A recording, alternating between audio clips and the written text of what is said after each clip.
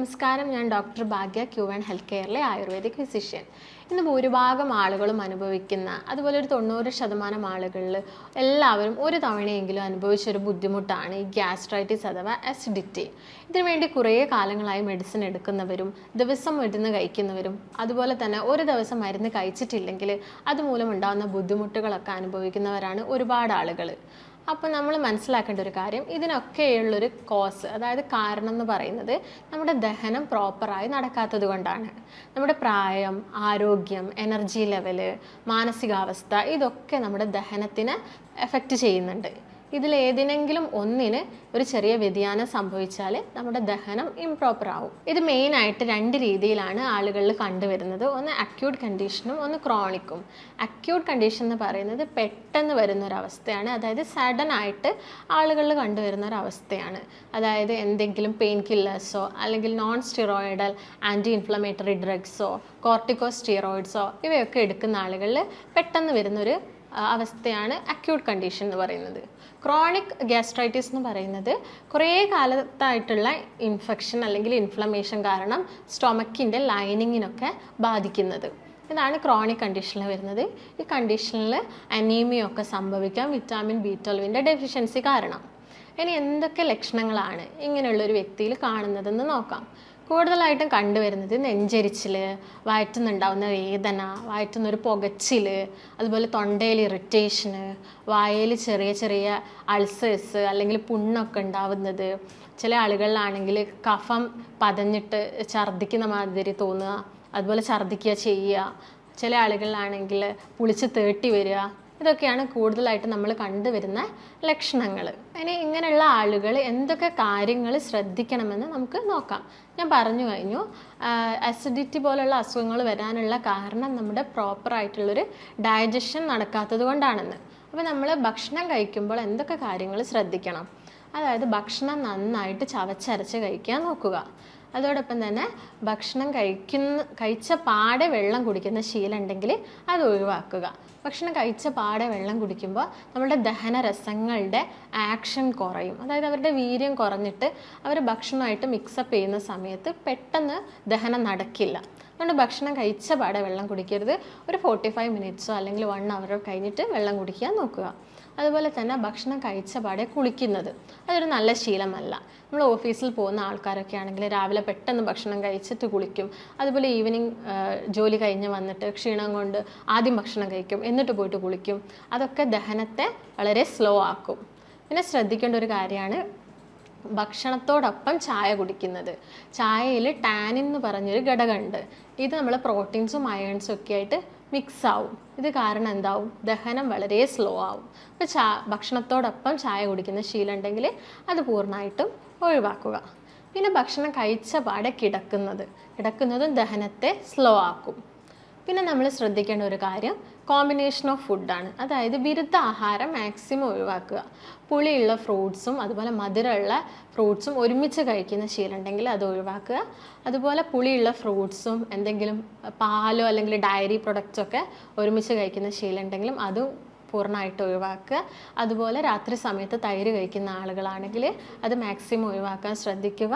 അതുപോലെ diary പ്രൊഡക്ട്സും non വെജും, അതായത് മത്സ്യമോ മാംസമോ ഒക്കെ ഒരുമിച്ച് കഴിക്കുന്നവരാണെങ്കിലും അത് ഒഴിവാക്കുക. പിന്നെ നമ്മൾ ശ്രദ്ധിക്കേണ്ട ഒരു കാര്യമാണ് ഭക്ഷണം കഴിക്കുന്ന ഗ്യാപ്പ് 6 hours കൂടാൻ പാടില്ല.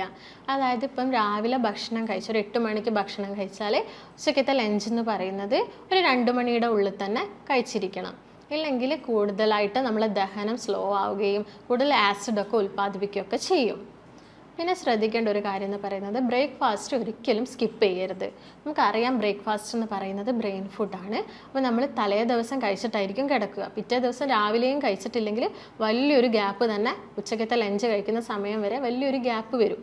അതുകൊണ്ട് ബ്രേക്ക്ഫാസ്റ്റ് എന്തായാലും കഴിക്കുക. അതുപോലെ നമ്മൾ ശ്രദ്ധിക്കേണ്ട ഒരു കാര്യമാണ് കുറേ ദിവസം ഫ്രിഡ്ജിൽ വെച്ച ഭക്ഷണം. അതായത് കുറേ ദിവസം ഫ്രിഡ്ജിൽ ഭക്ഷണം വയ്ക്കുകയാണെങ്കിൽ അത് പഴകും. അത് കഴിക്കുകയാണെങ്കിൽ നമുക്ക് ഉന്മേഷക്കുറവൊക്കെ ഉണ്ടാവും. അപ്പം ഭക്ഷണം കഴിക്കുമ്പോൾ നമ്മൾ ഇത്രയും കാര്യങ്ങൾ ശ്രദ്ധിക്കണം. ഇനി അസിഡിറ്റി അല്ലെങ്കിൽ ഗ്യാസ്ട്രൈറ്റിസ് നമ്മൾ കറക്റ്റ് സമയത്ത് ട്രീറ്റ് ചെയ്തിട്ടില്ലെങ്കിൽ എന്തൊക്കെ കോംപ്ലിക്കേഷൻസ് ആണ് ഉണ്ടാവുന്നതെന്ന് നോക്കാം. മെയിനായിട്ടും അത് പിന്നീട് അൾസേഴ്സ് ആയിട്ട് മാറാനുള്ള ചാൻസ് ഉണ്ട്. അതായത് സ്റ്റൊമക്ക് അൾസേഴ്സ് ഒക്കെ പിന്നീട് അത് ബ്ലീഡിംഗ് ഒക്കെ ആയിട്ട് മാറും. അത് ഇൻറ്റേർണൽ ബ്ലീഡിങ്സ് എന്ന് പറയുമ്പോൾ ശരീരം മുഴുവൻ, അതായത് നമ്മുടെ എല്ലാ ഓർഗൻസിലോട്ടും ബ്ലീഡിങ്സ് ഒക്കെ ഉണ്ടാവാനുള്ള ചാൻസ് ഉണ്ട്. അത് പിന്നെ ചില മാലിഗ്നൻ കണ്ടീഷനിലോട്ടൊക്കെ നയിക്കും. അപ്പം അത് ഒന്നാമത് അൾസർ ആവാനുള്ള കാരണമാണ് മെയിനായിട്ടുള്ളൊരു കോംപ്ലിക്കേഷൻസ് എന്ന് പറയുന്നത്. പിന്നെ ഞാൻ പറഞ്ഞു ബ്ലീഡിങ് ഉണ്ടാവാനുള്ള ചാൻസ് ഉണ്ടെന്ന്. അത് കാരണം അനീമിയ ഒക്കെ സംഭവിക്കാം ശരീരത്തിൽ. അതുമൂലം ഹാർട്ട് പാൽപിറ്റേഷൻസ് കൂടാം, ഷോർട്ട്നെസ് ഓഫ് ബ്രെത്ത് ഉണ്ടാവാം, അതായത് ശ്വാസം മുട്ടോ അല്ലെങ്കിൽ ശ്വാസതടസ്സമൊക്കെ കൂടുതലായിട്ട് കാണാം. ചില ആളുകളിൽ നമ്മൾ വൊമിറ്റിംഗ് ഒക്കെ കാണാറുണ്ട്. ഈ വൊമിറ്റിംഗ് ഉള്ളത് കാരണം ഡീഹൈഡ്രേഷനൊക്കെ സംഭവിക്കാം. അപ്പോൾ ഇത്രയൊക്കെയാണ് ആളുകളിൽ കൂടുതലായിട്ടും കണ്ടുവരുന്ന കോംപ്ലിക്കേഷൻസ്. അപ്പോൾ ഇതിനു വേണ്ടി നമുക്ക് ചെയ്യാൻ പറ്റുന്ന കുറച്ച് ഇൻവെസ്റ്റിഗേഷൻസ് എന്തൊക്കെയാണെന്ന് നോക്കാം. മെയിനായിട്ട് നമ്മൾ ബ്ലഡ് ടെസ്റ്റ് ചെയ്യുന്നു. അതിൽ CBC കംപ്ലീറ്റ് ബ്ലഡ് കൗണ്ട്, എത്ര ഇൻഫെക്ഷൻ എത്ര ഉണ്ട് എന്നൊക്കെ മനസ്സിലാക്കാൻ വേണ്ടിയിട്ട് നമ്മൾ CBC ചെയ്യുന്നു. അതോടൊപ്പം തന്നെ നമ്മൾ ചെയ്യുന്നതാണ് എൻഡോസ്കോപ്പി. എൻഡോസ്കോപ്പി എന്ന് പറയുന്നത് ഇത് ഈ ഗ്യാസ്ട്രൈറ്റിസ് ഉള്ള ആളുകളിൽ പിന്നീട് അത് അൾസർ ആയിട്ടുണ്ടോ എന്നൊക്കെ നോക്കാൻ വേണ്ടിയിട്ട് നമ്മൾ എൻഡോസ്കോപ്പി ചെയ്യുന്നു. അപ്പർ GIയുടെ എൻഡോസ്കോപ്പിയാണ് നമ്മൾ കൂടുതലായിട്ടും ചെയ്യുന്നത്. അതോടൊപ്പം നമ്മൾ ചെയ്യുന്നു ലിവറിൻ്റെ function test, kidney function test, അതുപോലെ പാൻക്രിയാസ്, ഗോൾ ബ്ലാഡർ, ഇതിൻ്റെയൊക്കെ ഫങ്ഷൻ ടെസ്റ്റ് നമ്മൾ ചെയ്യുന്നുണ്ട്. കാരണം ഇത് മറ്റുള്ള ഓർഗൻസിലോട്ടും പിന്നീട് ബ്ലീഡിംഗ് ഒക്കെ ഉണ്ടാവാനുള്ള ചാൻസ് കൂടുതലാണ്. ഇനി എന്തൊക്കെ ഭക്ഷണങ്ങളാണ് നമ്മൾ ഉൾപ്പെടുത്തേണ്ടത്, ഏതൊക്കെ ഭക്ഷണങ്ങളാണ് നമ്മൾ ഒഴിവാക്കേണ്ടത് എന്നതിനെക്കുറിച്ച് നോക്കാം. അപ്പോൾ ഏതൊക്കെ ഭക്ഷണങ്ങളാണ് നമ്മൾ ഒഴിവാക്കേണ്ടതെന്ന് നോക്കാം. കൂടുതലായിട്ടും അജിനോമോട്ടോസ് അടങ്ങിയ ഈ fast food, junk food, prepared ഫുഡൊക്കെ അതിൻ്റെയൊക്കെ ഉപയോഗം മാക്സിമം ഒഴിവാക്കുക. അതുപോലെ തന്നെ soft drinks, packaged foods, bakery items, മൈദയൊക്കെ കൂടുതൽ ഉപയോഗിച്ചുണ്ടാക്കുന്ന ഭക്ഷണങ്ങൾ, ഇവയൊക്കെ ഉപയോഗിക്കുന്നത് കുറയ്ക്കാൻ ശ്രദ്ധിക്കുക. അതോടൊപ്പം തന്നെ നിങ്ങൾ ശ്രദ്ധിക്കേണ്ട ഒരു കാര്യമാണ് വെറും വയറ്റിൽ പുളിയുള്ള ഭക്ഷണങ്ങളൊന്നും കൂടുതലായിട്ടും കഴിക്കരുത്. അതുപോലെ തണുത്ത ഭക്ഷണം കഴിക്കുന്നത് മാക്സിമം ഒഴിവാക്കുക. ഒരു ചെറിയ ചൂടോട് കൂടി വേണം ഭക്ഷണങ്ങളൊക്കെ കഴിക്കാൻ. പിന്നെ അതുപോലെ തന്നെ ടൊമാറ്റോ സോസ് ഉപയോഗിച്ചിട്ടുള്ള കറികൾ, കെച്ചപ്പ്, ഇതിൻ്റെയൊക്കെ ഉപയോഗം പരമാവധി കുറയ്ക്കുക. ഇനി എന്തൊക്കെ ഭക്ഷണങ്ങൾ ഉൾപ്പെടുത്തണമെന്ന് നോക്കാം. പ്രോബയോട്ടിക്സ് അടങ്ങിയ തൈര്, മോര്, അതുപോലെ സംഭാരം, യോഗട്ട്സ്, ഇവയൊക്കെ കൂടുതലായിട്ടും ഭക്ഷണത്തിൽ ഉൾപ്പെടുത്തുക.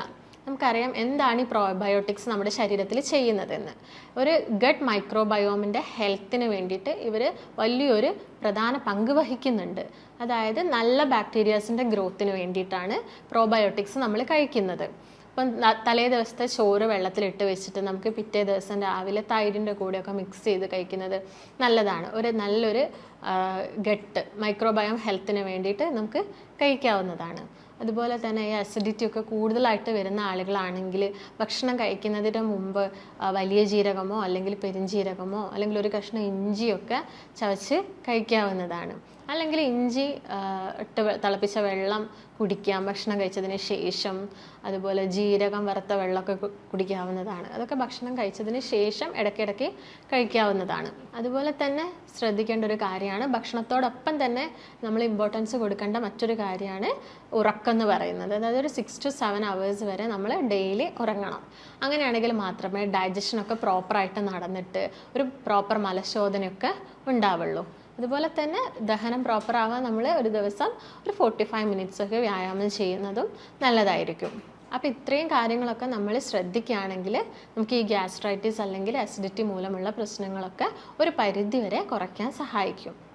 അപ്പം ഇത്തരം കംപ്ലയിൻസ് ഒക്കെ ആയിട്ട് പേഷ്യൻസ് നമ്മുടെ ക്ലിനിക്കിൽ വരികയാണെങ്കിൽ നമ്മൾ അവരുടെ കണ്ടീഷനൊക്കെ മനസ്സിലാക്കിയിട്ട് അവരെ നന്നായിട്ട് അനാലിസിസ് ചെയ്തിട്ട് അവർക്കൊരു പ്രോപ്പർ ഡയറ്റും അതുപോലെ തന്നെ പ്രോപ്പർ മെഡിക്കേഷൻസൊക്കെ നമ്മൾ നൽകുന്നതാണ്.